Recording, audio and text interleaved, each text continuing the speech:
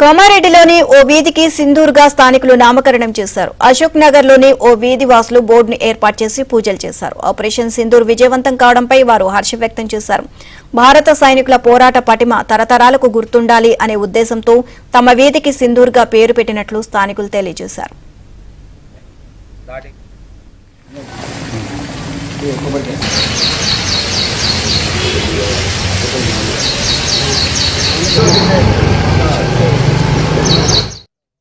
మొన్న జరిగినటువంటి భారతీయులపై పహల్గాం దాడికి నిరసనగా మన ప్రియతమైనటువంటి ప్రధానమంత్రి శ్రీ నరేంద్ర మోడీ గారు ఇచ్చినటువంటి సింధూర్ ఆపరేషన్ అనేటటువంటి నినాదంతో పాకిస్తాన్పై మన వాళ్ళు జరిపిన దాడికి మనం విజయం సాధించినందుకు దానికి ధన్యవాదాలు తెలుపుతూ మా యొక్క వీధి అశోక్ నగర్లో సింధూర్ స్ట్రీట్గా నామకరణం చేయబడినది.